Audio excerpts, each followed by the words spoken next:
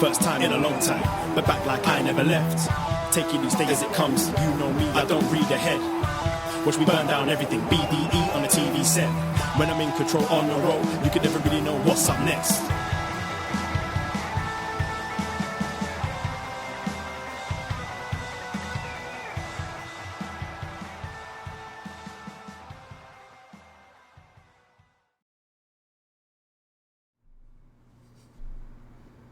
Hello. Hello. Braden Harrington here with Davey Portman for upNXT, postwrestling.com, Apple Podcasts, Spotify, wherever you get your podcasts, and of course, twitch.tv/upnextpodcast. Hello, Twitch Room. Yes, hello, Twitch Room. If you are in the Twitch Room, you may notice we got a new set. Finally, yeah. New set, who dis? New set, who dis? That's right. Yes, we recently went through a move, and we've been kind of...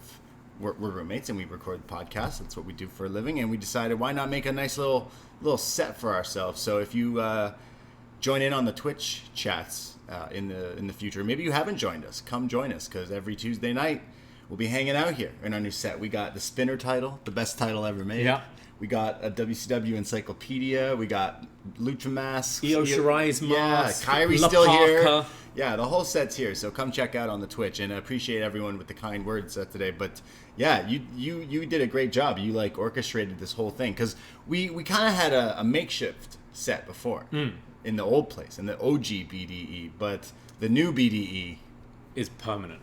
Yeah, we got this whole cool setup. Yeah, still working on some things. The sound might still be a little, maybe not what you're used to, but we've got more soundproofing panels coming, and it's going to be really good. But we're super happy. We're basically going to make it look like Isaiah Swerve Scott's studio. Oh yeah, the lab. Yeah, that's right.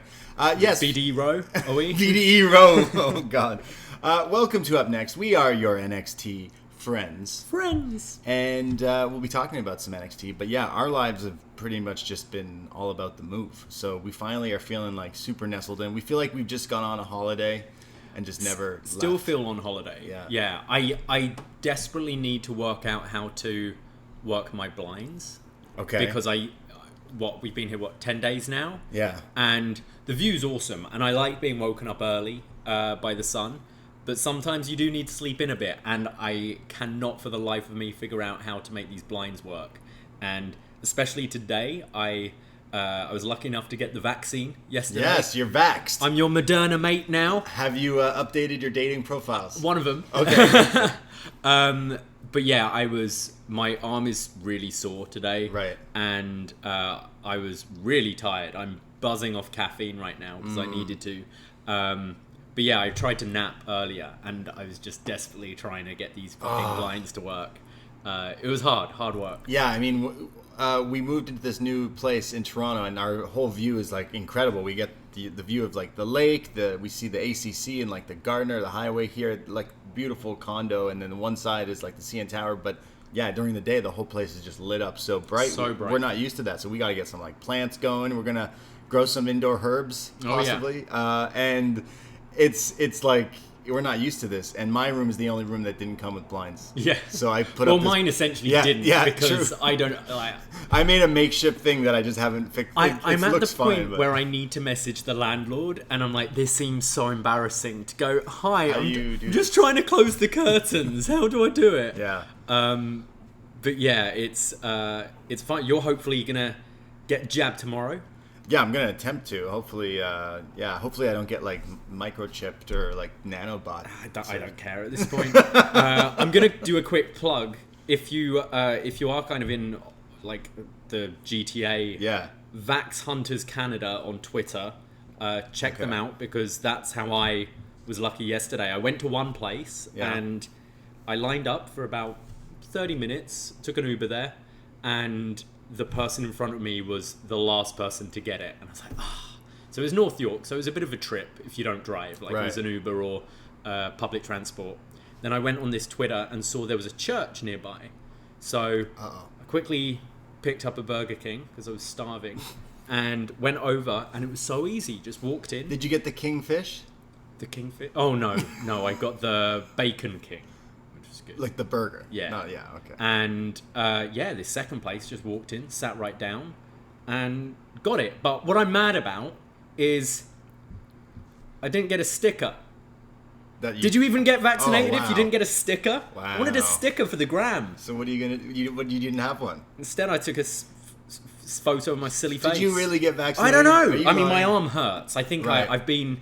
I mean, having this, because obviously, vaccine is they give you a little bit of whatever it is, and you build up your antibodies to fight it. Okay. Like just having this, like COVID's no joke, because I felt like really exhausted today. Right. Okay. And apparently the second one's worse. But I'm happy it's the price you got to pay. Yeah, I guess. Be able to breathe on each other again. Can't wait to just lick all my friends again. You know? I just really want to hug people. Yeah. I just miss hanging out with friends and doing stuff and seeing your family and just we're only on this thing for how many rotations, and we want to spend it with people. We're supposed to be with people, and finally, if this is the way that lets us do that, then I'm fully behind this. This is the way. This is the way. Apparently, I drink from my Darth Vader mug. Yeah, we're so fancy now in this set. We got gaming chairs and everything, and you're vaxxed. We just feel like I'm so smug. We're like upper class citizens lately. We're just balling out here. We every day we have a concierge now. Yeah, he's always like that. Those guys, they always got Amazon packages. So many Amazon packages. We've just been ordering. I saw our roof. Other today. online shops do exist. Yeah. We have a rooftop patio that's just right, the CN Tower is just right there. It's just crazy. One day we might try to record some shows out there or something. It might be really when it's not as windy. Yeah, when it's a summer day. Yeah, it'd it's be crazy. Lovely. Yeah, you can suntan and all that stuff. But yeah, we've been living the good life just because we for the past few years just been kind of been complicit with. Complacent, I guess, with where we were living, and now we're just enjoying the. My mental health is so much better. Yeah, right definitely, now. right? Honestly, I didn't realize how much of a toll the old place actually had on me until we moved, because we were in a basement with no windows for 3 years, and now we're professional podcasters. Podcasters. We are, because we're proudly supported by our Patreon. That kind of rhymes almost.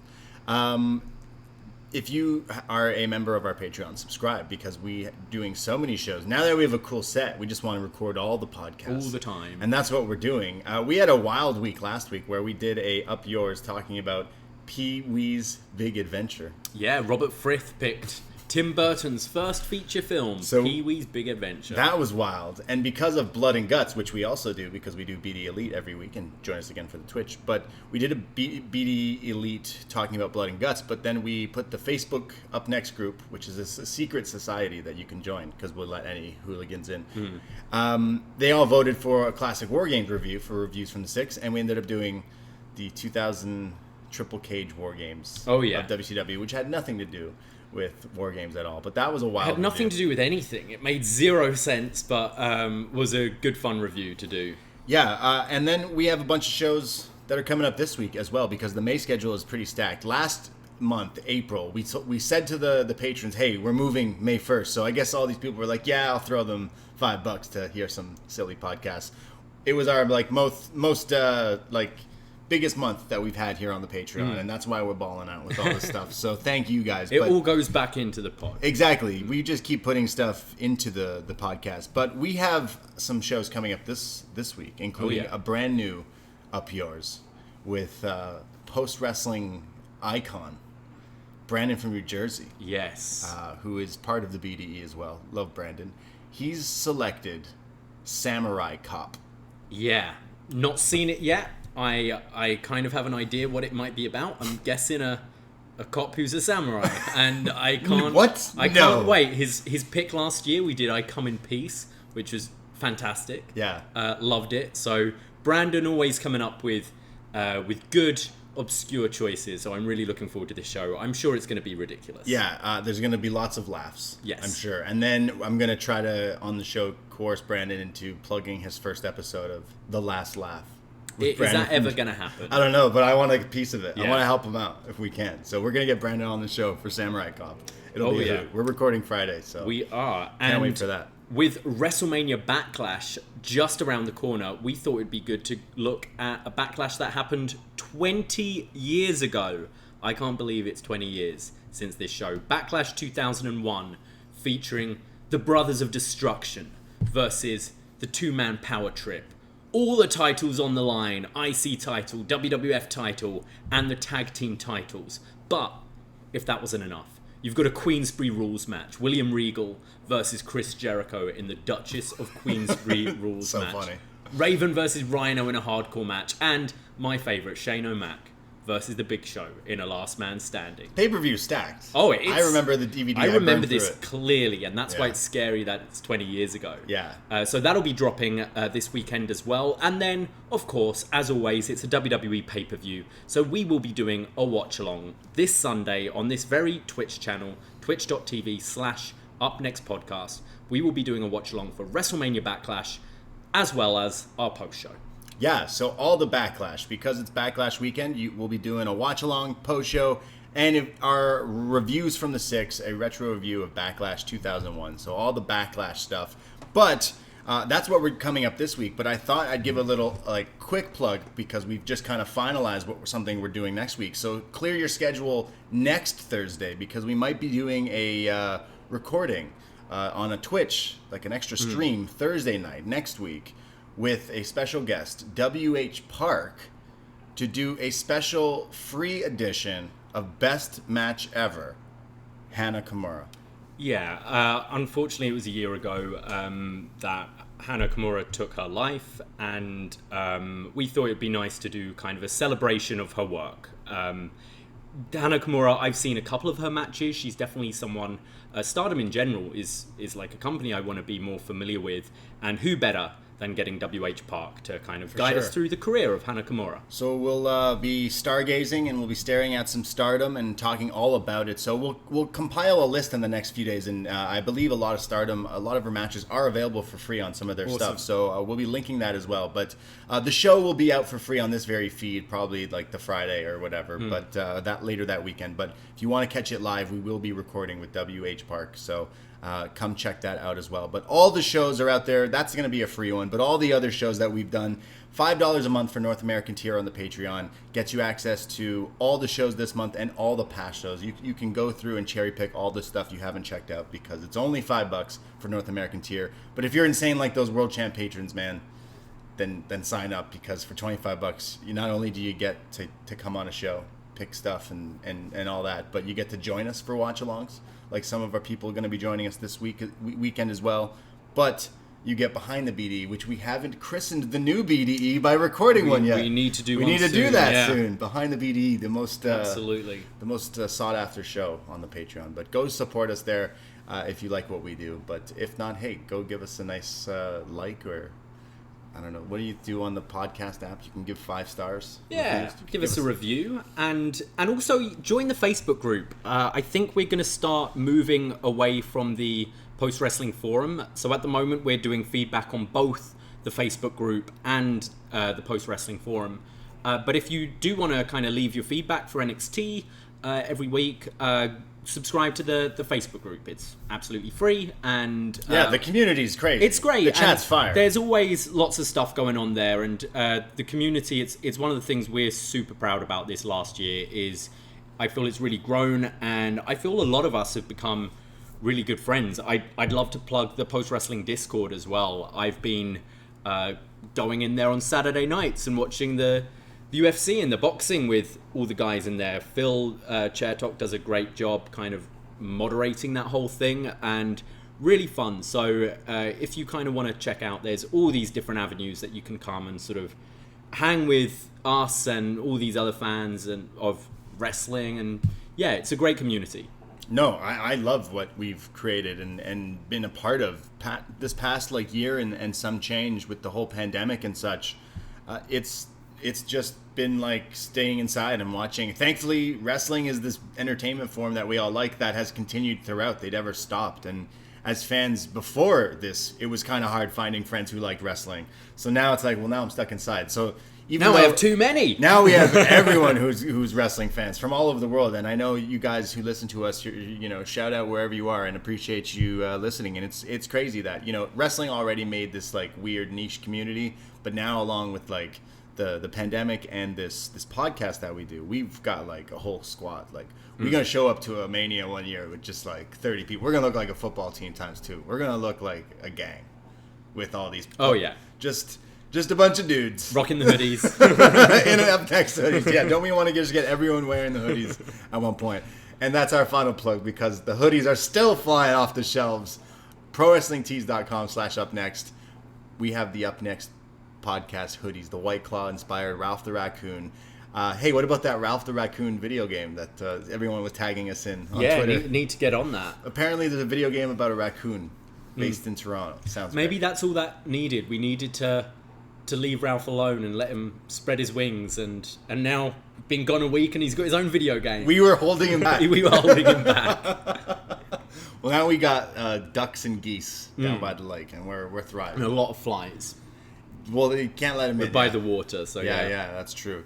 Well, I guess we can get into some NXT talk. That's all the plugs. Yeah, I wanted to maybe, before we go into NXT... For sure, yeah. What's that? Did you watch Dark Side of the Ring last week? Oh, There's man. been quite a few documentaries. We got the A&E ones, and we got Dark Side has kicked off again, and we haven't really talked about it yet. Yeah, I haven't caught up on all the A&E docs as much, but I think I want to check out the Booker one, and I know they're promoting heavy the Shawn Michaels one coming out, so I kind of want to check out that. The WWE ones are weird, because the WWE ones are like Bohemian Rhapsody, right? Yeah, they don't want to show you. Over they don't want to show you the fun stuff, not the fun stuff, but the real. No, but they stuff. just use words like demons and things, and that's completely what I think we're going to get with Shawn. Whereas, but I do think the Booker one is like John and Way talked about it on Rewind to Raw, and they kind of articulate it very well. But I found it quite inspiring. It's probably the best A&E documentary. Just the way Booker like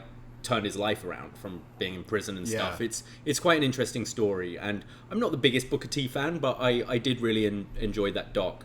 But yeah, the Brian Pillman doc. I know people are mad about the Booker T not talking about WrestleMania 19. They kind of just glossed over it. But I'm still going to want to check it out. But I watched Dark Side of the Ring. That is a show I've definitely watched all of them. I think it's a fantastic program that they've put together, and like they've stepped it up even further with this Brian Pillman, someone I'm not super familiar with. I always go, oh yeah, he was in the Hart Foundation. We talked about him on our recent Calgary Stampede pay-per-view just recently, and like I know some of the stuff and some of the stunts that he's done in wrestling, especially the gun stunt with Austin and stuff. But this was like a whole in-depth, like warts and all, like everything. It didn't hold no punches, and that's what Dark Side of the Ring has done. But at the end of the day, it made me just wanting to root for Pillman Jr. Oh yeah, you want him to be like the guy, world champ. He's instantly it brought like almost like brought a tear to my eye. That moment he was talking about not having someone to throw a ball around with, and went to school and couldn't play sports because he never had that figure. That tore me up. Yeah. And yeah, just watching him every week, and he's still pretty young and pretty new to wrestling, has only been doing it a few years, and you absolutely want to see him just go as far as possible. Yeah, definitely. This guy seems great, and what a horrific life he's lived up to this point, and it's just awesome to see him so kind of happy and healthy now and succeeding. Yeah, like that. The Dark Side of the Ring also shows you that guy had Brian Pillman, rest in peace, had his problems as well, and it showed you both sides. It didn't gloss over the fact that this guy kind of did some things and this is what he did, but it shows you both sides and just shows you the story. And it's wrestling's a messed up world watching this Dark Side of the Ring, because the last season was crazy, but this one, the Nick Gage one's coming out. Oh yeah, that'll be interesting, because I don't really know much. What else are they doing this year? They're doing they're doing the Plane Ride from Hell, which should be a fun one, I think. Because most of them, they've had the really dark ones, and then you get ones like Herb Abrams and New Jack, which are actually they're still dark, but they're quite fun. And I imagine the Plane Ride from Hell will be like that. And I hope to learn some more. I feel I know all the stories about that, but it will still be. I like learning new things. Yeah, and I think that's why the Pillman one, and why I loved the Herb Abrams one so much last year, because I knew nothing about him. I love the Road Warriors one because they dropped the story about how allegedly Hawk was tripping on LSD at Wembley, and then took the motorcycle and did his entrance and the match in Wembley, and the dude was still tripping balls or something. That was I did not know that. The problem with that one for me was I felt like it was just, this is what every wrestler was doing at the time. It's like, and he was big into alcohol and drugs. It's like, I mean, it's dark, but I'm like, that was the 80s. That was the 90s. Yeah, I mean, wrestling everyone changed. was. Now they're just playing video games. Yeah, pretty much. And podcasting, like us. That's right. Let's talk about some new wrestling in the world. I will definitely continue to talk about Dark Side of the Ring every week as they go forward, because genuinely love that show. But I've been watching a lot of wrestling with whether it be NXT, because I feel like NXT is kind of on this roll right now. And I like the fact that AEW's on Wednesday nights and NXT's on 2 nights. It makes it different, makes it separate. We were kind of negative on Blood and Guts, and you can go hear our review on that, and we'll be talking about BD Elite tomorrow, so I guess we can kind of save it for that. But because I didn't hate last week, I just felt like it was just another kind of wet fart moment for me. Hype is something for me.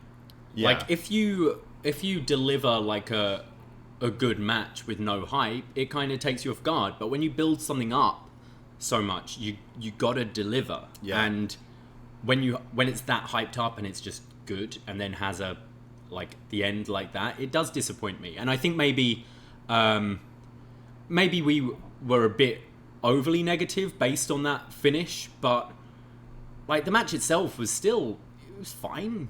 But it didn't blow me away as much as I thought it could do. It didn't compare to the NXT War Games, in my opinion. Right. It did have more of that old school feel, which I did like, but I still think the Pinnacle did nothing.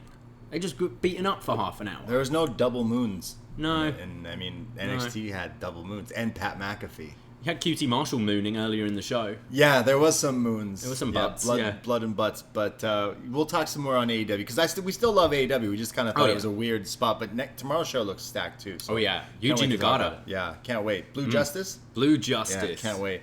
But let's go into NXT, because I also think this show has been on quite a roll. They've definitely found their footing once again. It kind of feels like the old days. It really does, in a strange, weird way. But NXT from May 11th, 2021.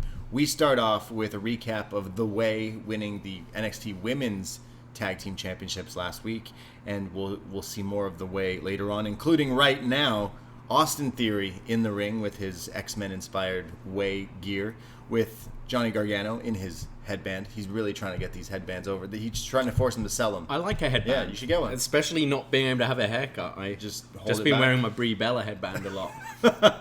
Outside in public? I'll wait for the sun to get a bit warmer for that. Yeah. First beach day, first island day. I'll rock my Brie Bella headband. Yeah. Austin Theory's got the pleasure of going up against the NXT World Champion Karrion Kross, who comes out all scary with his epic entrance with his wife by his side, and then it cuts to Johnny and Theory ringside, and they're just scared. They're just shook. They're like, uh-oh. But Johnny's like, you got this. You can do this. You got this. You got this. He's like Theory's dad, isn't he? And it's Theory kind of is the kid who's not athletic at all, about to play his first football game. And he's like, no, you're good. You got this. You got this. Yeah, he even quotes Wayne Gretzky and says, you miss 100% of the shots you don't take. It's true. And it's just it's true. What does that have to do with anything right now with this? But okay. Karrion Kross is no longer wearing his Beauty and the Beast shirt, but he's wearing his Hercules gear. He's got Ember Moon's old gear. Ember Moon's old gear? Yeah. He's definitely Gladiator. I was thinking Tatanka, Viking Raiders. It's very Roman Gladiator. Yeah, he's going for that. Theory tries to get in his face, but instantly is taken out with this crazy clothesline and then an overhead throw suplex. When the ref is distracted by Johnny, Theory actually gains some offense by raking the eyes of Kross, which disorients him. And then actually Theory gets some offense, hits him with a fall-away slam, which looked pretty impressive. The roll-through drop kick, but then it's Kross who just gets ticked off far too many times and then hits him with the Saito suplex and then another one. then the elbow to the back of the head, the cross, what do I call it? The cross blade? Yeah. And then just like the forearm strikes to the back of the head he's just really slapping him. And then puts him in the sleeper hold while staring at Johnny, and it's over. Cross beats him. Beats Theory. Yeah, I mean, I think we were all expecting Theory to get killed here. My complaints about Cross are the same as always. Just his stuff doesn't look deadly enough for me. And it kind of just felt like Theory overselling to try and get Cross over as this dominant monster. I am intrigued because obviously later in the show we have, after this we have Finn show up, but they're teasing something with Gargano as well. And I'm wondering if the way are going to start slowly becoming a bit more babyface. Because I think for Cross to work, he needs to be full heel, in my mind. Yeah, is Cross supposed to be the face? He's kind of a tweener right now, but I can definitely see them going with Gargano down the line, especially with a North American Championship match next week. Perhaps that strap's not going to be on Johnny too much longer. Maybe Johnny goes for the world title. That's what I'm thinking. At some point, maybe not right away, but I feel like they're planting seeds for that. Sure, yeah, that could be true. Overall, like, this was just an attempt to help get both kind of characters over, but Cross for me still, like, I want to be behind him, but he still doesn't feel like the champion at all. You watch some. I mean, we've been like raving about Sheamus recently, and it's because he lays it in thick, you know. And a lot of those guys, it's not everyone's style, like the big heavyweight, heavy hitting. But I do think your Lashley's, Drews, and Sheamus's right now, when they're having a match, they do lay it in thick and they do hit each other pretty hard. Right. And I never see it with this guy. No, I don't at all. Like, I want to like him. He's got like this cool look that could work, but when it comes down to it, he looks like he's just slapping the guy when he's supposed to be like hitting him. It's just like, it's just Roman. You see Roman do that ground and pound, and you go, oh, this, like Roman Bryan, those matches when he gets him down and he's delivering those elbows, it's night and day. Yeah, I'm thinking like Roman. I'm thinking like anyone in New Japan, the way they level people, like just there's an art to it, and clearly like he maybe just hasn't figured out how to make it look that way. Definitely that finish. If you can't make it look good, it's the same with that. Blood and guts. If it doesn't look good, don't do it. Well, also, like, Cross wears those shirts, and Roman's shirts are far superior because they say stack 'em and smash 'em. Yeah. I don't know how I don't own this shirt yet. I need to get them. We need to get our own version. Oh, yeah. What would it be? Stack 'em and smash 'em. I don't know what the graphic would be. Grind 'em, roll 'em, smoke 'em. There you go. There you go. Smoke 'em if you... Stack 'em, smash 'em, smoke 'em if you got 'em. So Cross beats Theory, but right after this match, as he's standing tall with Scarlett holding the title, Finn Balor just appears out of nowhere, demon magic, behind the shoulder of Cross, and he says, I want my rematch. Cross says, I've been thinking the same thing, so let's do it. So looks like we're getting Cross Balor 2 in the near future, which we kind of learned that it's not at the next takeover, which we'll get to, but it's in 2 weeks. I think that's right. We've already seen this at a takeover. I think we can build up someone else, whether that be Finn or whether that be Kyle or I don't think Gargano yet. I think Kyle's probably the safe bet, unless they want to stretch that title race out a little longer for Kyle. I just instantly I liked Finn showing up here. It was a nice, like, kind of a shock, and you're like, okay, cool, I'm interested. It's kind of still a hot program. He lost the title. I don't think Finn should have lost the title, so therefore I am on team let's give back the title to Finn and pretend this didn't you're happen. going to get better matches with Finn as the champ, but it does then become very hot potato.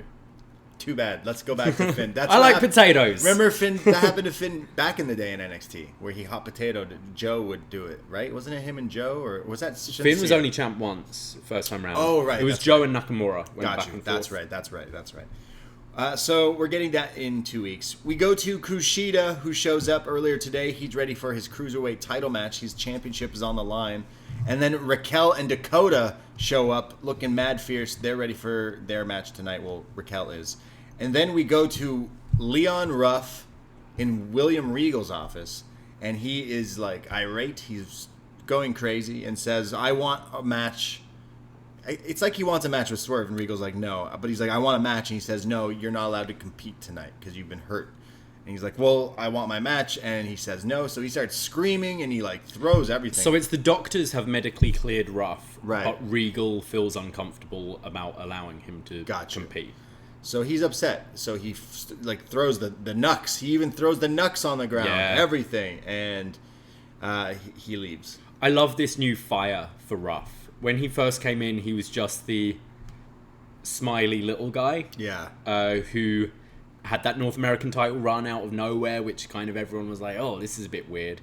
I think giving him this bit of an edge, a bit of a chip on his shoulder is really working. And actually really works for his like high octane pace that he wrestles at. I think they're doing really great stuff with Ruff right now. Yeah, 100%. You're right. It's before he was just this guy who's the enhancement talent. Now he's created this whole character. It's almost, and I hate to compare it, but AEW like brings in these characters they build up on Dark and all this stuff, like characters that you were like, oh, I'm happy to see them get kind of a shine, but they're essentially enhancement talent for like the bigger guys. But then in doing so, it helps create someone. Yeah. Like Ricky Starks, who I hope is okay with the whole news about his neck. Yeah, that's nasty. Yeah. But yeah, it's like building someone like a Zoe Stark here in NXT. It's like, well, yeah, because it just helps her get other people over while helping her. Like we do our show What's Next, where we go back, and it's what they always did. Yeah. Like, we've been watching Sasha Banks, who came in and had some matches where she's losing to the bigger names like Paige and stuff, and she doesn't really have much of a character at all. And then they start giving her a bit more and start giving a bit more backstage segments and making her a bit more featured. And it works all the time, especially this is still kind of developmental. So, yeah. And I think they maybe lost sight of that a bit during the Wednesday Night Wars, but it's why NXT's been on a bit of a roll recently, because it feels fresh again. Well, I don't agree with Ruff throwing the knucks on the ground. You don't. That's going to come to bite him, that could be set up a future match. Talking about What's Next, where we're currently in our What's Next, where we go back and review NXT, is the William Regal as the commentator in the feud with Cassius Ohno. Oh yeah, Chris Hero, which has been awesome to go back and watch. But you're saying we should get Ruff versus Regal, I think. Why not? Yeah. Just do it. Regal versus everyone. I always thought we were going to get Regal Breeze before we had the... Regal Breeze? Yeah, before, when they brought in Liger, it felt like the feud, it felt like it was building up to... Right, yeah, because like Breeze was disrespecting everyone, and then... They did it recently, like a year or two ago, where they teased someone wanted to fight Regal. Adam Cole, maybe? I don't know. If everyone wants to fight Regal. Yeah. Everyone. I want to fight Regal. It sucks, though, because everyone in NXT is always shorter than him. Yeah. He's a big guy. Yeah, he's huge. He's really, and especially in this episode, he doesn't feel like a general manager. He feels like the headmaster of NXT. And I think maybe his height is part of that, especially Leon Ruff coming in. Yeah. And Johnny later, because Johnny's not a big guy either. Yeah. And Regal's got this real kind of principal teacher vibe. We're going to be talking more about him this week because of the Backlash Queensbury Duchess rules match, which is hilarious. But we go to Breezango, who are already in the ring, and they don't get like their classic intro they've been doing with the outfits. They're just already in the ring posing. And while Breeze like lays in the ropes posing, like suntanning essentially, it's Fandango who's doing the make it rain dance where you make it. Yeah, we haven't done that for a while. Speak for yourself. No, I'm joking. We're halfway there, got our first dose. We'll be making it rain in no time. I only bring it up because he then does it later again in the match, and it's like, yeah, I know you missed that, but it's Florida. He's probably doing it all the time. Probably. So, Breezango are going to face the NXT Tag Team Champions in a non-title match, MSK, all day. We have Nash Carter starting off with Tyler Breeze. They do some back and forth really quick, and then Dan goes in, and Carter again gets the upper hand of him. There's then this spot where it's really funny. It's Carter who like Irish whips Tyler Breeze, who then does a drop down and then does the hop up, the leapfrog. But then the referee somehow gets involved, Daryl Sharma, and he then has to do the drop down and then the lift up, the frog up, whatever. The leapfrog. Yeah, and it's just a moment that you causing it was Fandango, I think, yeah. to run right into a drop kick yeah, as well. It was so funny, and it was so perfectly timed and everything. Not all NXT refs are bad. No. This is something you tend to see at like indie shows and things like that. Yeah, and it was just fun. Like, I got that vibe. It's two babyface teams, Breezango, who lean towards comedy, MSK, who are a serious act, but they're your happy-go-lucky team as well. So why not put a spot like that in this? I thought it was very fun. It was really funny. Yeah. And it could be something that MSK tried to do in their arsenal. Because there are guys that do the ref spots like a lot. Evil does Evil it, Uno he? used to, yeah, a lot. But MSK, really cheeky here, but love it. There's then a commercial break. When we come back, Fandango gets a near fall with a Falcon Arrow for a 2 count. There's then Carter, who comes back in with Wes, and they hit the assisted moonsault, the hot fire flame, which looks crazy, for a near fall. There's then Tyler Breezy comes back with supermodel kick to one, to the other, only near falls, but then Nash hits a moonsault to the outside. Breeze back in the ring, goes for the unprettier, but it's blocked, and then it's the transmission, which is the heart attack blockbuster combo from MSK, who pin him, and they win the match. And then sportsmanship afterwards, where they tag. And I thought we were getting a Breezango heel turn for a second. Glad we didn't, but yeah, fun match. I think these guys always deliver in putting on something pretty entertaining on TV. I enjoyed it. Yeah, nothing to write home about, but was a good fun match. Yeah, I had this, especially the spot with the bump. Shout out Daryl Sharma, head ref of NXT. Stealing the show. Yeah, definitely. He was actually at NXT here on Tuesday night. Yeah. Some other refs weren't. I had other more important things, I guess. The world's a twisted place. Yeah. I mean, but then again, this ref is the zombie ref. He is. Daryl. So, I mean, he didn't look like a zombie here. No. He looks spry. We go to Legado del Fantasma backstage. Actually, sorry, I misspoke. It's MSK who grabbed the camera after the fact and speak into it and say, Legado del Fantasma, we heard you calling us out. We're not hard to find, so we'll fight you for these titles.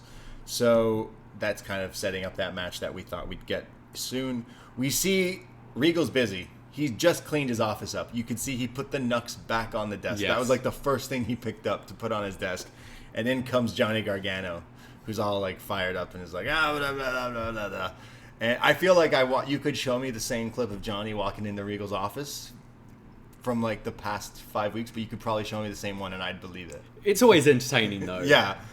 So Johnny pisses Regal off, and did he break a pencil? So yeah, there was quite a funny line. Like Regal, Johnny is pissed because the match is scheduled with Bronson Reed next week, and he's like, "I don't get why you hate me so much." And Regal goes, "I don't hate you. I value you. You're the North American champion. I even got the marketing department to make you a headband."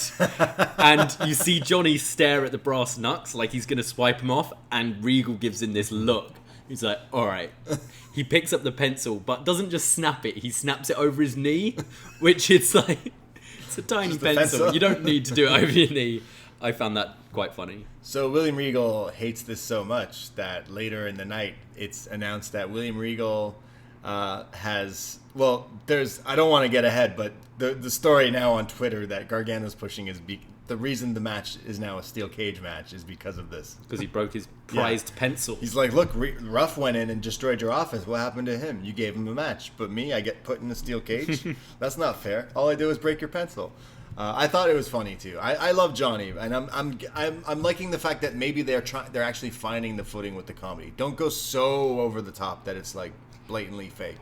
Yeah, I think maybe I'm just accepting it now. This is the role he's in, so I'm just trying to enjoy it. And it has been clicking with me a lot more over the last week. I think maybe the way as a unit feel more like have the better chemistry. It doesn't feel as forced now, and I think they are bouncing off each other really well. And I think Regal is just great with everyone. Just his comedic timing is brilliant, and he's got great chemistry with most of the roster, I'd say. We go to the commentary team who are talking about the announcement of NXT TakeOver in your house. That's right. It's coming back with host Todd Pettengill. Oh, yeah. He's going to be hosting this thing. I believe it's in June. I'm blanking on the name already. I should have wrote it down. But I think it's the... June 13th, off the top of my head. Yeah, it's another Sunday show, which I know that. So going forward, we will be in your house as well. June 13th, yeah. That's right. So looking forward to that, which means they got time to build to another pay-per-view, which is great. The commentary team are then interrupted behind the glass by Everrise with their sign. They're trying to get on TV, like promoting their show, the Everrise Saturday show or something. And Vic Joseph says he's much more of a what's next guy. Boo. That's what he said, because they jacked the name from me. But Oh. he doesn't mean the old show. But he's more of a what's next guy. I'm more of an up next guy. Up Next is a better ring to it anyway. Yeah. It's more OG. It's more original. Yeah. We go to Pete Dunne, who comes down to the ring, and he is just angry. He's an angry British man. So bad. He's just always upset and angry. He says, "Someone come out here and fight me. Anyone back there have basically the balls to step up to me. I dare ya." And someone answers this because from behind he's attacked by a rabid Leon Ruff who's just wilding out. And a ref shows up and basically William Regal's finally said, "Sure, you want your match so damn bad? You can have it against this guy." So this match starts and it's Ruff versus Dunne. And it's Dunne who goes to beat him up early, but Ruff does his Ruff escape where he does the Spider-Man stuff, all escaping, but gets caught into this crazy arm breaker.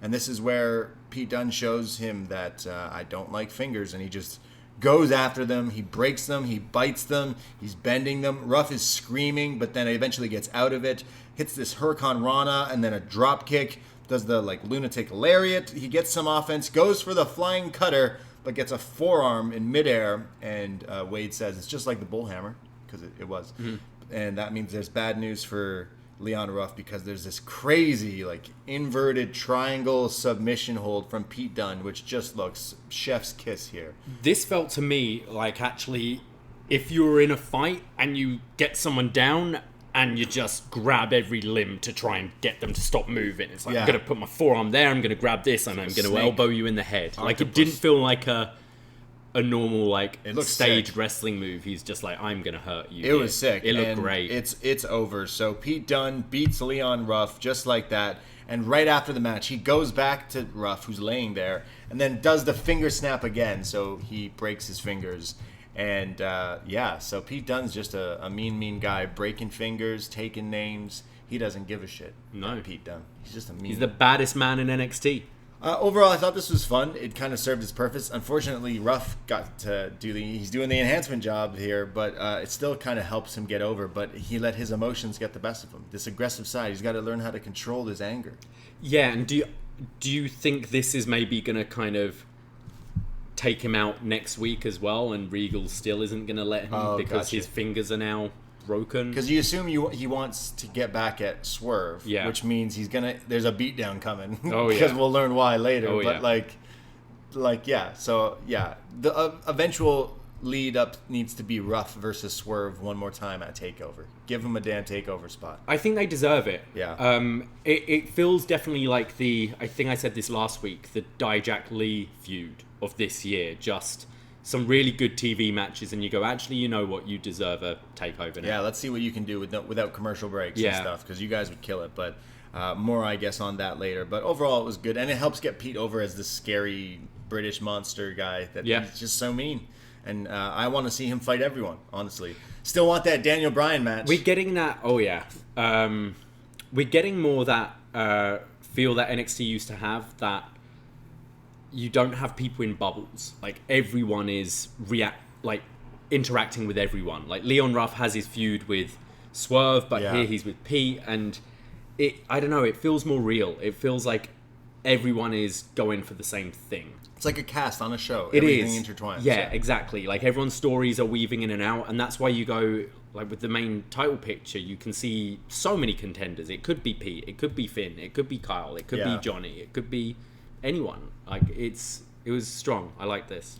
We go to Legado del Fantasma, and Santos Escobar, standing tall, says that he is the leader of leaders, the lucha leader, and says that tonight he becomes a 2-time Cruiserweight champion when he beats Kushida not once but twice tonight. So that's the main event. We get, it was kind of just a quick little promo, but overall he always sounds pretty good. I think. Yeah. We get a movie trailer. An epic summer blockbuster movie trailer style vignette for Frankie Monet, who's coming next week. Apparently she's going to wrestle. First match. So, but it made it look like it's a commercial. Like, we got up to like go do stuff and I'm like, oh wait, it's part of the show. Yeah. Which is cool. Looks like it's promoting like some big Sex and the City blockbuster movie, but with her and the dog. I think they kind of missed a bit with her first week because she felt a bit overshadowed. Yeah. But since then, I think they're doing a good job of her just kind of floating around, and here now she's got this sort of movie gimmick. Looking forward to see her first match in NXT. We go to our first title match of the night, the NXT Women's Championship. Raquel Gonzalez, the champion, defending against the challenger Mercedes Martinez, and Dakota's in Raquel's corner, but Mercedes just attacks Raquel right away here and is like super aggressive, throwing her around, and then scares off Dakota, who like jumps over the barricade like, okay, I'm sorry, I'm not getting involved. And we go to commercial break. When we come back, Gonzalez regains control and does this huge like lariat, just taking her out, which looked beautiful. There's then Mercedes, who gets Raquel's like legs cut up in the corner turnbuckle and ropes, and then hits her with like a rope assist final cut or twist and shout or whatever. It looked really cool for a near fall. Raquel comes back with the alley-oop. Remember this? Big Show used to do? It's like a power bomb. You go for the power bomb, but then you throw them that way. Behind. And you do people in the pool. It's fun. But Raquel does it to Mercedes into the ropes here, kind of like a stun gun, and then goes for her tornado bomb, but that's blocked with some near falls and pinning attempts. Yeah, that was pretty impressive. Just the sight of Raquel getting Mercedes up for it, but then it was like a sunset flip out of it. I thought, for the size of these two, looked pretty cool. But Mercedes hits her with a fisherman buster and then like the V-trigger, or the Kamagoye really, where she grabs both legs and goes for that. But Raquel kicks out, and then they're going at it again, but it's Raquel who picks her up in the air with the tornado bomb, the Texas tornado bomb, and pins Mercedes and retains the title. This was okay. I was expecting a little bit more maybe from these two. It felt slightly clunky at points, but then there were other moments I thought looked really good. It just didn't necessarily flow as well as I'd have liked it to. I agree. It kind of felt like there's some parts that were off. I know Mercedes Martinez. We've seen her on the indies before, and she can pull out some crazy matches. But Raquel is someone who's like just recently brought it, and like we've seen it. And I think that might just be the issue, that I was expecting like a bit of a banger, but kind of didn't really. There was one moment as well where they just kind of paused. Like there was a bit of hesitation where maybe they just lost where they were a bit, but it wasn't bad. But I think there's a better match with these two down the line. I don't know if we'll get it if we do. I guess because she beat her clean. So yeah, it's just another stepping stone for like Raquel to gain those in this reign, make it have some credibility and stuff. But where does Mercedes go from here? Do you just put her back with Aaliyah? T-Bar. Put her in the tag division? Oh, I don't know. Yeah, we don't have that much. Stone Brand. We don't have that much in the tag division. Feud with the Stone Brand and join them. Yeah. I don't know. Who could you partner her with? Tony Storm. Yeah. Okay. No, not a bad idea. Yeah.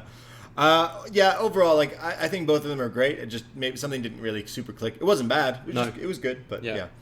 We go to just a clip here saying up next is Isaiah Swerve Scott, but it shows him arriving here with his new gang of friends. Yes. And just this little like clip here was just them like walking in, acting all cool. I was like, oh shit, I gotta watch whatever this is. Looks great. I said to you, I'm like, this guy's a star. This looks great. I need to see this. So instantly I'm already like hyped. When we come back from commercial, we show Bronson Reed, who's backstage, and he somehow was attacked. It seems like the Way tried to gain an advantage for next week by beating him up, and Scotty 2 Hotty NXT trainers there trying to help Reed up here. I know you were like, is that Scotty? He wasn't wearing the hat. So. No, that's why I couldn't recognize him. You should get one of those hats. I'm thinking of getting a bucket hat for this. I used to want one. Bucket hat? I mean, I could definitely Scotty my hair probably now. You could Scotty your hair, very 100%. long. Yeah. Just bleach it. It's getting quite David Lynch. Does he have weird he has like weird sticky up at the front hair. Oh.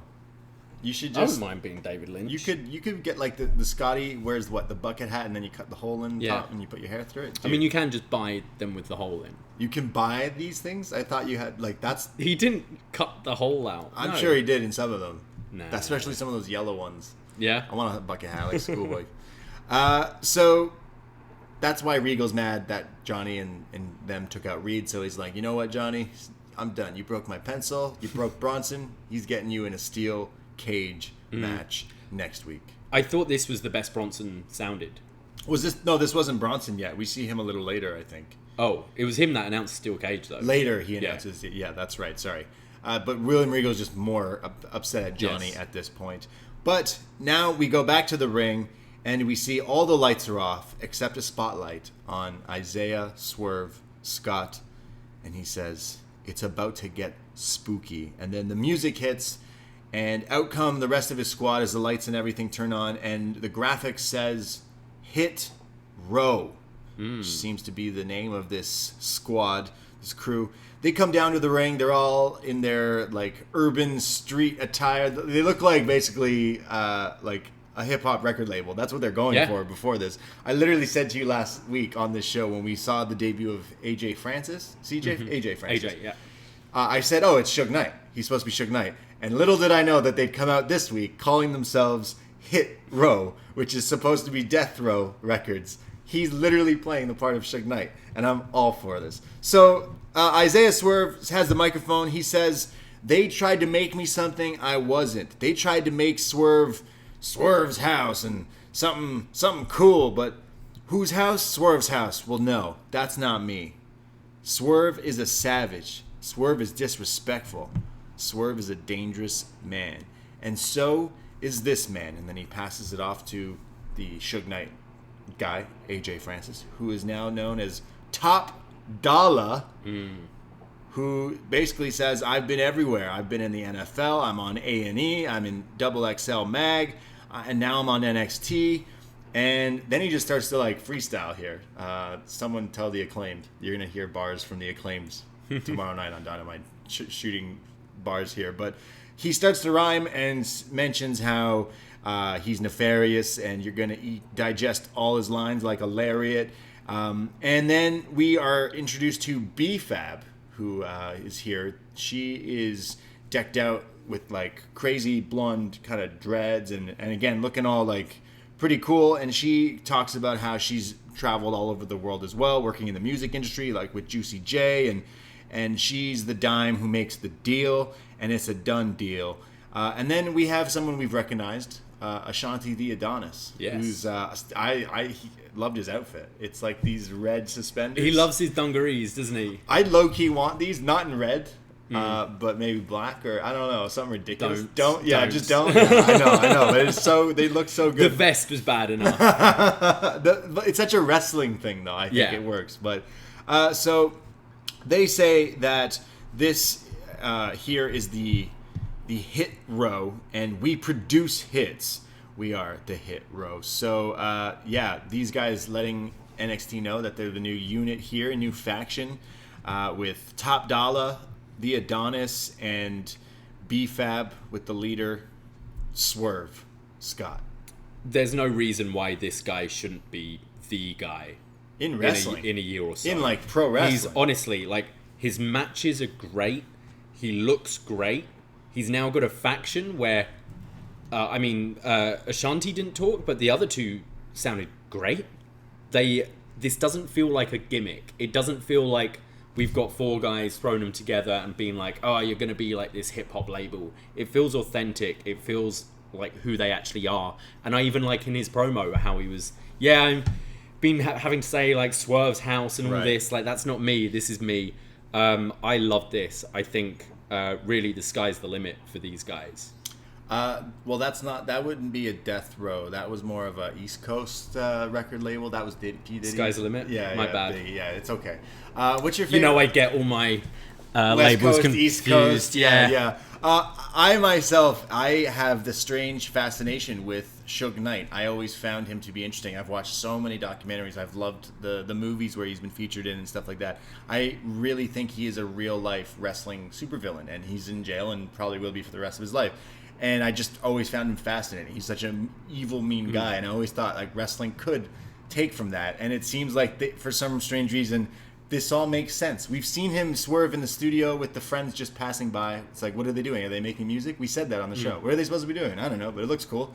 Now it's like, yeah, I was working the motions of creating this unit, this quote-unquote record label. And Hit Row is obviously supposed to be similar to Death Row, but it's awesome. Earlier when this was happening, See No Evil, friend of the show, Shot in the Dark, we were messaging in our group chat and we were like quoting, and I was going off of, there's a famous quote where Suge Knight was like, come to Death Row. So Sino like rewrote the quote and tagged Top Dollar, and he's like retweeted and all this stuff. But I love this in my wrestling. I think AJ Francis could be great. I've watched some of those Hidden Treasure shows, and the guy seemed very comfortable and confident in front of a camera. Yeah. Sounded good here. Looks good. Just looks different from the rest of them. I love this act already. And just the name's cool. Obviously the play on Death Row, but also hit as in you're making hits, but this is a combat sport where you hit people. Like it all works. I'm big fan of this. Yeah. How much money do you think I could win if I bet on the Acclaimed guy mentioning Shit Row on Dynamite? Oh yeah, like how easy is it to make fun of Shit True. Row? Right? True.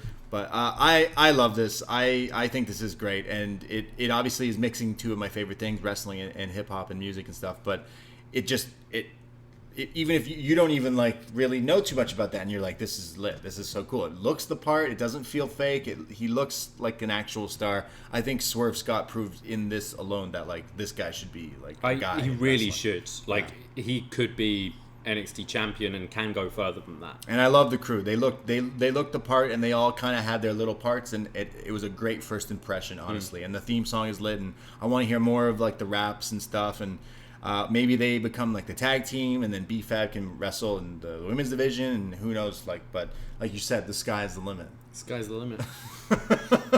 Not a Death Row song, but yeah. So overall, this was like the highlight of my show. I was super into this. This is instantly my favorite act in wrestling, like hands down. They got to get the shirts, they got to get the logos, all that stuff, because it was definitely like something that felt really good, really cool. We go to an auction. Yes. A house auction here in Florida. A mansion is Whenever these things start, I'm like, what's going on here? And then you click, oh, okay, it's the Cameron Grimes bit. So earlier today, a lakefront mansion going on sale on the market, and there's just a bunch of people in suits, and there's an auctioneer from like a local Florida auction company here. He's doing the whole $5. He's doing the whole thing. And I could be wrong, but a lot of people at this auction sure looked a lot like PC talent. Everyone. Like, I wanna be on that performance center wage. Apparently, Blake Christian was here. He's like bidding for mansions and stuff. Good for him. Yeah, Impact wasn't cutting it. Oh no, clearly you know why he took this deal. All these PC talent just hanging out, but we see Cameron Grimes, who shows up in his flashy car to the moon. He says he's gonna bid on the house, so he bids $2 million, but someone in the back bids 2.5, so he keeps going higher, and the other guy higher, and he's like, who's back there? Who's doing this? Finally, he says, I'll buy it for $8 million, but someone says $20 million. Sold for $20 million to the man in the back. Cameron Grimes is really upset. He says, who would spend $20 million on a house? Looks back, and we hear the laugh. It's that damn Ted DiBiase who says, it looks like it was you and me, kid. But everybody's got a price, and he basically is like, I can afford this. Maybe you can't. You're not quite there yet. As he laughs, and Cameron Grimes goes, Ted DiBiase again, and yeah. Again, really funny, but where is this going? A match. Yeah, I'm intrigued whether DiBiase is going to bring in someone or. are we going to have a new like $1 million champion come in that could feud with Grimes? Because surely this has to go somewhere. To the moon. To the moon, yeah. That's what Grimes is going to be like. He's going to do an Elon Musk thing where he's going to be like, okay, I'm so rich that I can go to the moon. And he's getting planned to do it. And it's like, sorry, you don't have enough. But then you see like a clip and it's DiBiase's on the moon. Right. But again, like, it's wrestling. That's not a payoff. Like, that's just another... It's not, yeah. You know? There's DiBiase got to be some Jr. sort of wrestling. Yeah, I mean, is it DiBiase Jr. coming back to wrestling? Or I imagine it's leading to DiBiase introducing someone. And maybe actually purchasing a new talent. Someone who's going to have like a money gimmick? Yeah. Everrise. Or someone in the PC, someone money they've just signed. Someone so money. Yeah. Maybe. I enjoy the Give comedy. your suggestions at upNXT podcast. You're right. Like for now, like I'm enjoying the comedy. It's funny, but does it go anywhere? It's got to go somewhere. Like I'm enjoying it, but yeah. I think it's just another like it's essentially a comic strip in your NXT. It's that classic Scrooge McDuck, but he's not. It's he's being one upped by someone else, by Richie Rich, essentially. I've watched Michael Douglas, Charlie Sheen, Wall Street this week, and then I watched Wolf of Wall Street, and then I watched Musk on SNL, and now I'm all ready to go to the moon. I'm going to the moon. I've decided. Well, you need to start. Yeah, I know. I'm gonna listen to MJ from NJ. Yeah. I'm gonna start. I don't know what else do you do when you do this stuff. I haven't figured that part out yet. Cryptocurrency. I gotta learn how to Dogecoin. Yeah. Gotta learn it all. I've got some things on the go. We gotta get an upNXT NFT. Yeah. Right? You can have different ones. Like every time we say friends, it's an NFT. Okay. Is that how I have it no works? idea. Do our research. We go to Zoe Stark, an insert promo where she's talking about Toni Storm and how it was an upset when she beat her, and then it shows Toni who says, "You got lucky, and I'm going to have to take you out for good this time." And we are getting a rematch, Stark-Storm, next week. So, rematch to see if Stark can get lucky again. Do you think she will? Yeah, I think Stark should beat her. Yeah. Why not? Poor Toni, but yeah, I agree. Toni should go move on, I guess. I think so. You came here and it just like, sorry, it wasn't the right time. So I don't know. I don't know where you go with her. Put her on SmackDown, Raw? SmackDown or Raw, yeah. Definitely. We go to our next match. Oney Lorcan coming out with Pete Dunne, fresh off his win earlier tonight. Oney is going one-on-one with cool Kyle O'Reilly. Earlier today in the parking lot when Kyle was arriving, he was approached by Oney Lorcan, who said, "Hey, I don't like you. My friends don't like you. I'll beat you up. I'll beat you up right now in this parking lot." And Kyle's like, whoa, dude, it's the NXT parking lot. You got to chill. I'd rather beat you where everyone can see in the ring tonight. So that's how this match is happening, which I'm pretty sure I've seen this match probably like Smash Wrestling or something, Biff Busick or... I feel like we've seen it on NXT as well. Yeah, we probably have. Yeah, definitely. So it's Pete Dunne on the outside, but Oney versus Kyle. It starts off with some mat wrestling, back and forth, chain wrestling, because both guys are pretty talented. Oney, you kind of forget that he is pretty Smash Mouth style, but can get very technical and aggressive as well as like these elbow strikes and a series of chops just lighting up Kyle's chest here. But then Kyle comes back with the offense, and he loves his axe and smash and the sweeps and the kicks and the forearms. He has got like some of the best strikes in the game of pro wrestling. He eventually locks in a heel hook, and Oney is trying to get out of it, which he does, but then gets caught in a guillotine and then a brain buster. Kyle climbs the top rope, flying knee to the back of the head, and he pins Oney Lorcan. I was a bit disappointed by this. I don't know if it was the commercial break, just splitting it up, and you didn't really get much either side, but knowing these two guys' style and seeing a lot of like Oney's TV matches over the years, I was expecting something a bit more hard-hitting, but it didn't really get going for me. It didn't get to what I expected to kind of see. I've seen Sino Evil in the Twitch chat saying it's actually the first time that they fought one-on-one. Okay. Because we've probably seen them fight tag matches tags and war games and that kind of thing. But yeah, I mean, overall, I had some really cool little spots, especially with the chops and stuff, but it was essentially to get Kyle over here. But right after, Kyle O'Reilly is beat down by Pete Dunne and Oney Lorcan. It's a 2-on-1 assault to Kyle, but someone comes in for the save, and that someone is the returning Bobby Fish. Yeah, that's right. He's back. He kicks the guys out of there. They run out of there. they flee, and then it's Kyle and Bobby face to face in the middle of a ring once again. Bobby Fish, Kyle O'Reilly, and he says, "Kyle, I'm here."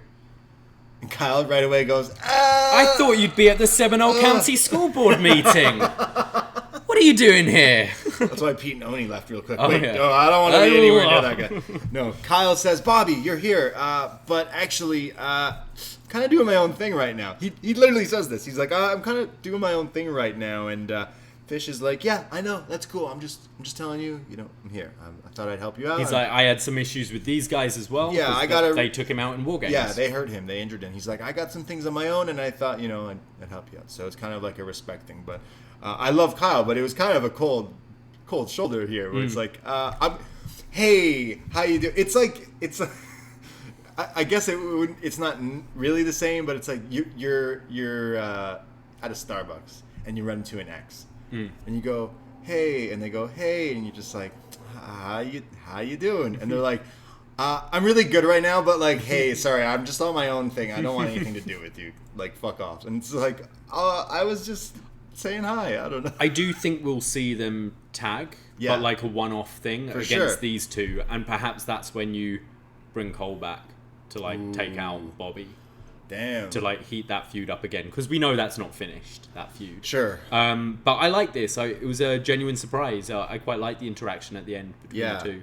Red Dragon returns. That's right. I think Fish could always just be his manager too. Like he did that in New Japan. Whenever we've talked about any of the Kyle singles matches before, he's always like, "Come on, Kyle! Come on, Kyle!" Yeah, true. Yeah, it was great. But it's still kind of cool to see Bobby come for the save. I popped hard for this. I was like, "Oh shit!" Yeah, I didn't see it coming. Yeah, I thought it was cool. Red Dragon forever. We get a trailer, a movie superhero trailer, another one, but this time it's for The Way, the new women's champions, and it shows graphics of like a comic book, but then it flashes in their like the real version of themselves in their costumes, and it was quite funny and silly, and it basically shows Austin Theory in his muscle shirt. And then Johnny with the dog, Padme, with the titles. So all the champions. First married couple power trip here. Their titles, they're married and they have titles.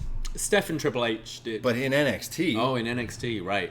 They're the Steph and Triple H. I guess so, yeah. It's official. Women's champ, tag champ, and North American champ. Yeah. That's pretty... What's Theory going to get? Cruiserweight.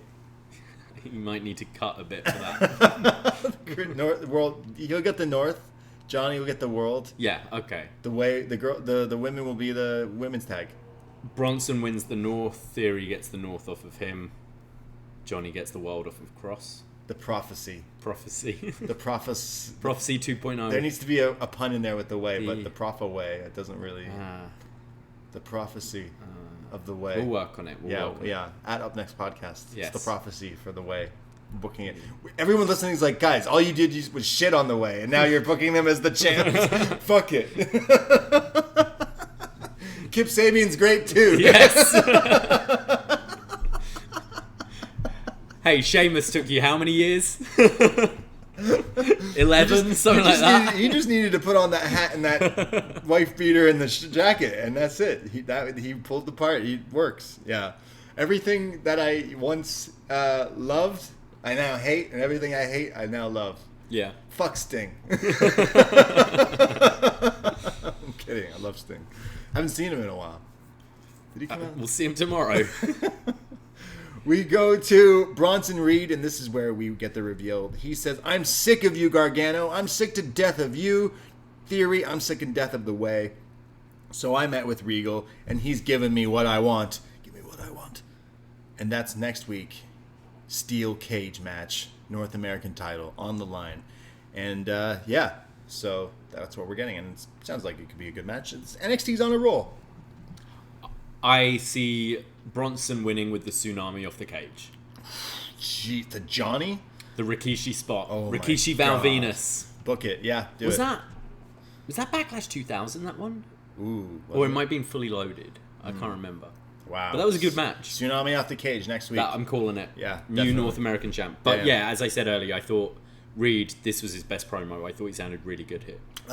Fire Frank in the Twitch chat says Fully Loaded 2000. Fully Loaded 2000 is a great show. We should review that one day. And the Twitch chat's also going off about how our NFT would be upNXT. Perfect. Would be the name. It's all coming together. Or Litcoins. Oh. Love it. We go to our main event of the evening. It is the Cruiserweight title match. The champion Kushida against the challenger Santos Escobar, and this is a 2 out of 3 falls match. We love a good 2 out of 3 falls match in wrestling. That's like the best match type, I'd say, probably. Do you think? Like realistic, other than a singles match. I'm a classical singles guy, but you know. My problem with a 2 out of 3 falls match on TV is this started at like 20 to 10. Yeah. And you think normally their matches are about 20 minutes anyway. You think you're going to get 3 of these in that time. I think it works better on pay-per-view for me, is what I'm saying, when there's not as much of a time constraint on it. Yeah, you can see like they're like, oh, we get the first 2 falls in quickly. The thing with you've got to suspend your disbelief a bit more than usual, I find, but it's these 2 guys. Come on. Yeah, exactly. Santos versus Kushida right away as Santos makes his entrance. He's looking all super decked out with his Cinco de Mayo sombrero. He looked great. So fresh. He always here. looks great. They always, He's got to be one of the best dressed in wrestling. 100%. There's quite a few right now. Everyone's up in their fashion game. Santos done this look. He's done obviously the stuff tied in with the Phantom mask thing, the purple colors and stuff. He's done the Rey Mysterio Halloween Havoc. Yeah. He's done the Riddler. He's done like this guy needs to take me shopping. Once places open up, I need to expand beyond H&M. Bless H&M. Bless H&M and Urban Outfitters. I need to expand. Urban Outfitters is when I'm feeling fancy. Yeah. I whenever I go on there, I see a lot of wrestlers like the Easy Eat shirt Kyle O'Reilly wore last week. It's from Urban Outfitters. Right. Like I noticed they have some wrestling shirts too. I wanna go shopping with some wrestlers. I feel like there would be some cool spots, but everything they buy is probably expensive. Yeah. Like, true. Like, Patreon.com/upNXT Help upNXT. Help us buy fancy new. We want to dress like Santos. What podcasters don't need to look that like we're on Twitch. But we're on Twitch. We're just in t-shirts. Like, it doesn't matter. Hey, if I had some dress for the job you want, not the job you have. Exactly. So let's dress like Santos Escobar. Yeah. That's the job we want. Exactly. Let's see if Santos' job's here. MSK show up to take Legado del Fantasma out. They kick and scream and fight, and they run Raul and Wild out of here. So it's an even one-on-one match here. So MSK doing the help there for Kushida to make it a fair fight. As this distraction happens, Kushida flies off the top with the swan dive to the outside. This match continues in the ring, and Santos gains control, beating Kushida up, throws him outside against the ring steps and the post, and puts him in this like bending lion tamer, which looked pretty cool. Back in the ring, he puts Kushida in another move, the Mexican surfboard, which looks pretty awesome as well. Kushida comes back though, the cartwheel drop kick, and I think the baseball attempt, but he gets picked up into the shoulders, into the fireman carry, but he's dropped into the Phantom driver. 1, 2, 3. He's pinned. See, in a normal match, he's the Cruiserweight champ. It's over. Yeah. But Santos has the first fall here over Kushida, who couldn't kick out of it in time. But as the second fall starts, Kushida basically right away locks in a flying armbar, which covers into like a cross arm breaker into the hoverboard. And as Vic Joseph is literally being like, hey, we're going to picture-in-picture, we'll be right back. He goes, well, wait, because then the flying armbar into the hoverboard and then the tap. So he starts yelling at the truck. I loved it. He's like, truck, don't go anywhere. Don't go anywhere. We're going to get a tap. Thank God, because here in Canada, we don't get picture-in-picture. Yeah. So what do we do? Yeah.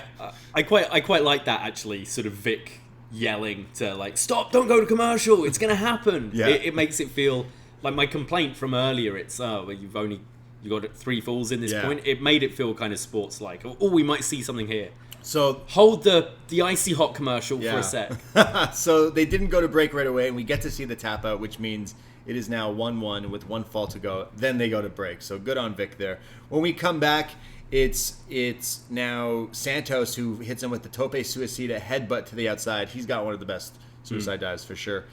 But in the ring, the baseball punch connects, then a PK to the arm. There's crazy back and forth pinfall attempts, like roll-ups and sunset flips into counters of counters. It was very Macho Man, Ricky Steamboat here, where they're going like pinfall back and forth, counter for counter. There's then a flying hoverboard lock, which just looks insane. And this is where he does it like off the top rope, like the upside down, sideways, flying into the hoverboard.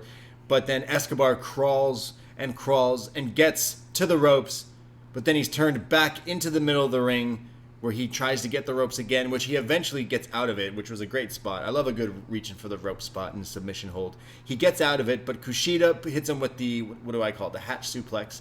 It's the front guillotine with the one-armed lift, but thrown overhead into the turnbuckle, just upside down. Santos is folded. Kushida picks him up, hits the move again, but when he hits it into the ring, it's like almost like a Northern Lights where you have the guy's neck and head bridged and shoulders clipped and everything. And Kushida, while bridging, pins Santos for the second fall and retains the title. I love that finish because it looked like Santos wasn't he wasn't taken out, but there was absolutely no way he could get out of it, especially with his shoulder being worked on throughout the match from the hoverboard lock. He just couldn't kick out. You saw him. It's like, I'm trapped here. Yeah, there's no way. I thought the finish was great. Again, these two have great chemistry. It was the right decision to have Kushida retain and have a run with this. But what I love with NXT is every title now feels like it means something. You're main eventing with the Cruiserweight title. You tell me that a couple of years ago, I'd laugh at you. You know, that title meant nothing. Yeah. But you can headline with the Women's Championship, the North American Championship, the Cruiserweight Championship. If anything, of everything on this show, the NXT title felt like the least important thing because I'm just not into the champion. But I think NXT's been so good recently at building up the kind of fresher talent, the undercard, because you now look, I hope this moves Escobar onto something bigger, because I honestly think if eventually you have your kind of your old school, your Coles, your Ciampas move on to something else, your next class for your main event scene is your Escobars, is your Swerves, and it wouldn't feel like a downgrade at all. Like, they're ready. 100%. Santos is someone you could have. If you think Reed is going to hit the tsunami off the cage and win the title, there's Santos who could be the guy to take it from him eventually, or world title picture as well. I feel like if you had a crowd right now, if all of a sudden we had crowds, or we had crowds, and you had Karrion Kross come out as champion, he wouldn't get a babyface reaction. No. And I think Santos, people would give him a babyface reaction. 100%. And people will want to see that match again, that they've had that rivalry, and people would just want to say, fucking book Santos beating him. He's a cheeky heel. Yeah. Like Eddie always had that kind of twinkle in his eye that you, even though you're doing heelish stuff, you like him. And I think this guy could be a huge babyface, 100%. Yeah, I like the whole Legado del Fantasma thing. They've completely made it an act that works with again, it's all about how you look the part for sure, but he brings it in the ring for sure. He's been a highlight of NXT many times. This was obviously the match of the night on this show, 100%. Easily, yeah. And Santos definitely is someone, he didn't win the Cruiserweight title back, but they need to use him for bigger and better things, hopefully. But here in NXT, there still is like moving around, like you said, like you could have the women title main event, the women's tag titles main event, the cruiser title, like there's different avenues you can do. Everything feels fresh every time they announce a match, and I love NXT have always been good at promoting ahead. Like they're always promoting the next week and 2 weeks ahead. Yeah. But every match they announce sounds kind of like, oh, that sounds really exciting. Or whenever you're getting a rematch, you go, oh, well, I really liked their last match, so now you've added more to the story. I'm looking forward to see what happens. Whereas you watch Raw especially, and like I watched Rhea Ripley versus Asuka on Monday. That was the WrestleMania match, and already I'm tired of it. And listen to us earlier, we're going, oh, we want to see Swerve Rough Part 4 at a takeover, because it feels fresh every week, and I think they're on such a roll right now. I wouldn't say any of the matches this week blew me away. Agreed. But just the pace of the show, it flows so well. Every character is interesting. I think NXT are really hitting their stride right now. 100%. This feels like the way it used to be when it got really hot, because they'd always promote like, hey, maybe our world champ's not going to be on this show tonight, but he was on the show. But I mean, like, next week is the North American title. So it's like every week it's a rotating thing of the different things that are going on. It's like, again, like a TV show, right? You watch Breaking Bad or Sopranos. One episode's going to feature certain characters more so than the other, but even though you still see them and they're still there and interacting, but it swats back and forth, and sometimes, you know, Paulie's got a highlighted episode or whatever. Like, there's different things like that, and that's how it feels. And it feels... Paulie would be a great manager in NXT. It just feels like every week the rotator here, when you land on different things. Okay, well, it's in the tag division. Okay, well, it's MSK. They're doing great. What's, you know, going forward? And then now with the announcement of TakeOver in Your House, 2021, like, yeah, it gives you setup time, which... to me, I could fantasy book that as MSK, Grizzled Young Vets, as the takeover match, like just a straight up tag team match. Kushida versus, I don't know who Kushida. You can't do Santos again. Just bring Ricochet down. Ricochet versus Kushida. Ricochet or Ali. Like, true, yeah. Fuck it, yeah. Why not? They'd feel like a big deal in NXT, and the title feels a big deal. It wouldn't feel like a downgrade at all. Would you do? What are they doing? Main event? Like, just bring them here. What about the world title? Because we don't know what's going to happen with Cross and Finn in 2 weeks. So, I imagine Cross retains. It could always be something screwy. It could always be to set up Finn's next feud. And I imagine maybe some number one contender match between, if Johnny does lose the title, have Johnny Dunn, Kyle, four-way something? Four-way number one threat, something contenders? like that. Yeah. There's Adam Cole who could show up and get involved with Kyle. We don't know, but going forward, a few things that kind of would make sense. Did we mention the Dane Wolf match didn't happen this week? Oh, right, yeah, sorry. Which was obviously the whole Imperium story going on, and Wolf and Dane having their connection with Sanity. Was it Wolf was quote-unquote injured? But it seems like they're putting it off because maybe food poisoning. They don't want to fight each other, really. So that's interesting, and just something going on in the background as well.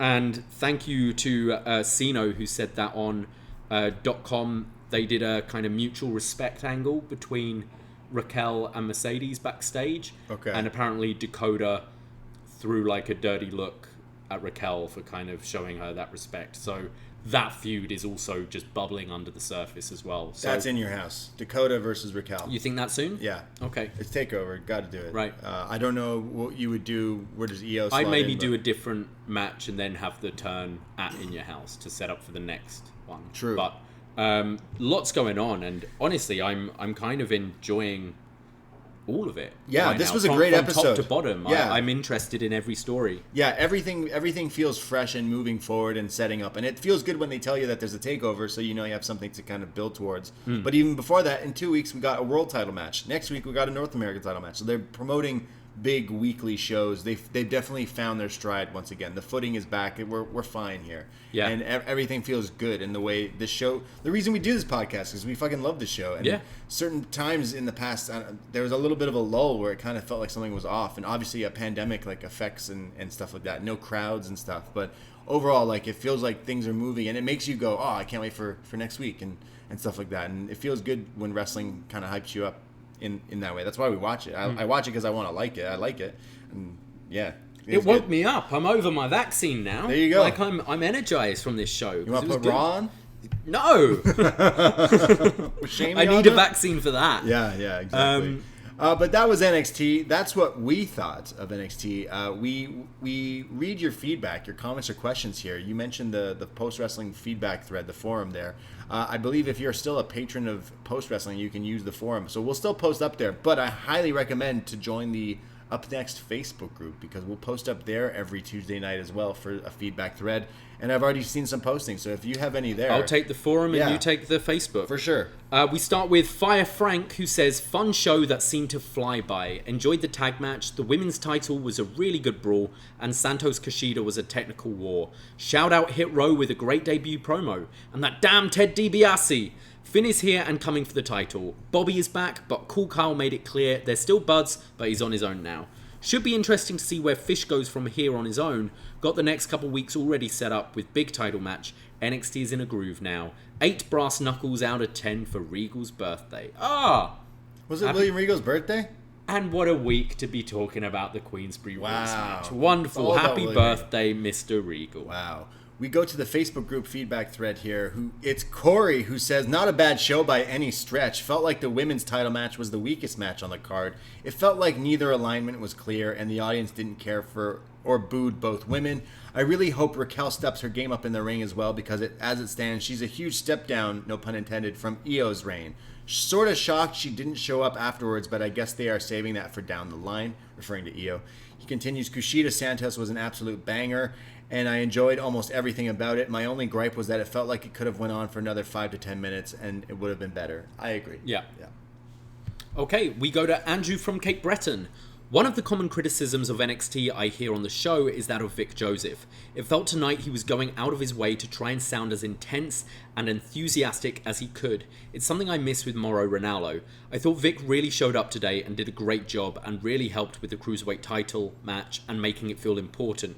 Maybe it's due to my not watching NXT, but the belt hasn't been presented this well ever with main eventing the show this evening. Bobby Fish is also back. Thankfully, Drake was able to cover for him at that crazy meeting today. I'm assuming Bobby saying he has unfinished business means the FBI better be on high alert and make sure he doesn't try to invade the Capitol. Oh boy. Yeah, it makes a good point about Vic. There's normally a moment every week where we kind of shake our head, and there wasn't this week. He's getting better. What did we say? Things we didn't like before? Yeah. Fucking love Vic Joseph. We're willing to, if people improve, we're willing to see it. 100%. Yeah. Whoa, that's what I want. That's what I want out of this. But yeah, I thought he did a good job, especially that during the match where he's like, we're going to break. Actually, no. Fuck it. We're not going to break. Yeah. Don't you dare go to break. I make the calls here. Shawn Michaels, don't push that button. Don't take. We're not going to break. We go to TJ Sharp in the Facebook group forum. He says, hey, everybody, Malachi from the forums. Tonight's show wasn't quite the killer show like last week, but it was still solid. The world title scene is weird with all the ways it could go after Cross versus Balor too, but I like it. Raquel and Mercedes started off brutal, but it didn't quite stay the way it started. I feel these two could tear each other apart if they put their hearts into it. Sharma needs a promotion. I'm sure they could find another ref to get rid of and give Sharma his pay. I believe Sharma is now the head ref, yes. Actually, yeah. He continues, I'm all about Hit Row and ready to see what they bring to the turntable. Question, who is their Death Row counterparts? I hope eventually Ruff earns their respect and joins them. Whoa, Ruff entering. Yeah, I wanted to play this game, but you don't... How many are in Death Row? Yeah, I don't know if you know... You might know them. So there's Suge Knight, who's obviously AJ Francis, the top dollar. You would assume Swerve is... This is where it's tough. Tupac? Yeah, because Adonis was wearing the Tupac gear. Oh, okay. The what do you call them? Overall jumper things? Yeah, dungaree kind of thing. Tupac always wore those. Right. So I got vibes from that. So you could think that Adonis, because Swerve also makes beats and stuff, and that's Dr. Dre. He's like the mastermind kind of. Okay. But Dre is not necessarily the big rapper, but he's like the Chronic was such the big thing. But it definitely was when Pac came in. So, and I guess is it B-Fab? She says she's more of the moneymaker deal thing, which kind of doesn't really make sense. By just off, because there's the main four in all the pictures of Death Row, it's Snoop Dogg. But, I mean, yeah, I don't know. How long before Cameron Grimes tries to be their backer? Tries to invest in, push them to make music and stuff. Yeah, he should. I want to see them make music and stuff. Maybe more so, like more. I like the rap stuff that they do, but are they going to do like more freestyles over beats? Or are they going to make songs? Are they going to try to push stuff out? I think it works for the promos. Definitely those kind of studio promos work really well. But yeah, how to incorporate the music element into it? Yeah, it definitely even bringing in actual popular rappers, because WWE had Bad Bunny, you know what I mean? Like, you can reach out. There's a lot of rappers and wrestling fans. So many rappers would jump to even do songs. I mean, if Elias did a fucking album, 100%. I know Swerve and these guys have been recently putting out clips of music videos and songs, so I'm assuming that they are already doing that. But now that we've seen this as a character, there's definitely draws to bring it in as some part of the act. There's Smash Wrestling Toronto. There's a guy, is it something Bennett. Mike Bennett? No, that's a different Bennett. Kevin Bennett, he's like this white dude from Buffalo. His gimmick was like he's a shitty SoundCloud like white dude rapper. Right. And his promos to hype for his matches is he seen makes him, yeah. like rap music videos where the whole video is him dissing the guy over a trap beat. That's something that I want to see. Like the Acclaimed have done it, and I haven't like. I'd want it okay. less comedy though, and more like actually going for the jugular. Yeah, you know? yeah, and that's Death Row. Like Death Row was so serious. Death Row was like legit doing. Suge Knight was doing terrible things, like little things. This is like a pop culture like. Is it true or is it like a story of broken telephone? That the whole reason Death Row was funded is because Suge Knight threatened to kill Vanilla Ice by holding him by the ankles over a hotel balcony, saying, one of my buddies helped write that song, you owe us royalties for Ice Ice Baby, which he fucking ripped off Queen anyways. So therefore he had to pay Suge, who then took that money and made Death Row. So we're going to have AJ Francis dangling Cameron Grimes by the ankles at the PC. Yes, exactly. Wonderful. And then Cameron Grimes is like kind of out of money, so he's got to go do a theme song for He's got to go to Ted DiBiase, and that's his manager. Boom. Let's get like Snoop Dogg in here and shit. Like I want to see some like this story arc of wrestling is my new favorite. Hit Row. Welcome to Hit Row. We go to Johnny Skull, who says, I don't know whether it's because NXT is the day after Raw or because LA Knight wasn't on this show, but I thought this was a cracking episode throughout. The tag match was fun. The women's match was everything I wanted from it. I can't wait for the incoming Dakota Gonzalez feud. The 2 out of 3 where Kushida got the submission to level it up at 1-1 going into the break was thrilling television. I was really impressed by the on-screen presence of B-Fab and Ashanti the Adonis? B-Fab had okay. And the new Hit Row song is a banger. Yeah, it is. Any thoughts on the Brian Pillman or Booker T drop documentary in the last couple of days? We've covered that. Thanks, Carl. Thank you, Carl.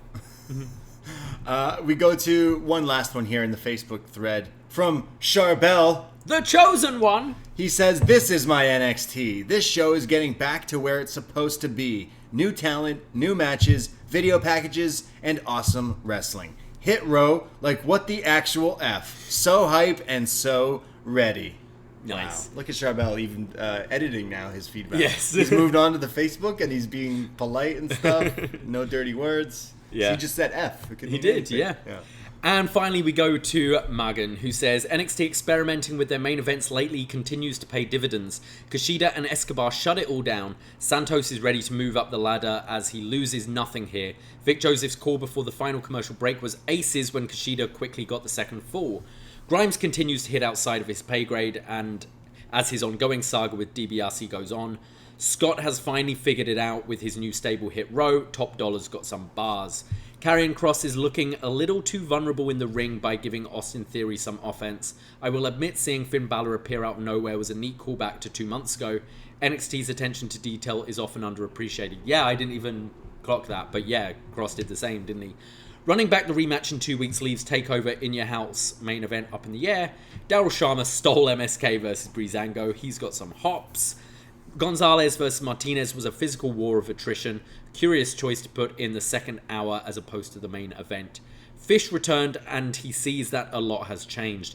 Carl's pursuing singles glory, Adam's out of sight, and Roddy has left NXT. I wonder where he stands going forward.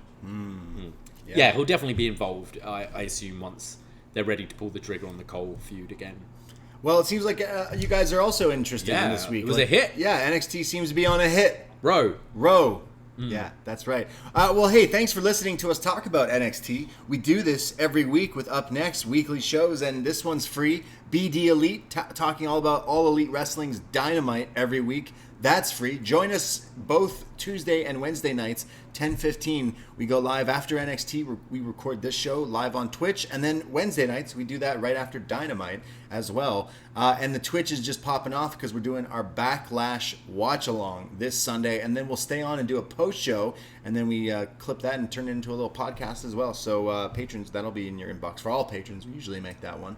And a reminder, if you want to call in tomorrow after BD Elite, we do take your calls. We can talk about everything from NXT to AEW to Dark Side of the Ring. Whatever is on your mind in the world of wrestling, we'd love to hear from you. This is all you Hit Row people out there, I want to hear your thoughts on Hit Row. If you call in tomorrow, people. I want to hear your thoughts on Hit Row, even though Dynamite will be on. But I know some people will have some thoughts after tonight. But thank you guys for listening. Again, patreon.com/upNXT for all the podcasts. Only $5. North American tier gets you access to all the shows we've done there in the past. So many shows. Was Next, Best Matches Ever, all the stuff, and the upcoming shows as well. Backlash 2001, review from the 6, as well as our Backlash post show, like we mentioned, and Samurai Cop for an edition of Up Yours with Brandon from New Jersey. All these podcasts, so many podcasts, and we can't do it without you. We really can't. Thank you so much, guys. Thank you. Follow us on Instagram, Twitter, at UpNXT Podcast, and I myself, Braden Harrington. You can find me Twitter, Instagram, at TheBrady. And I am at Davey Portman. And it ain't nothing but a swerve thing, baby. I'm trying to think of another Death Row. Hit Row is the record that lays me. I don't know. Ahoy!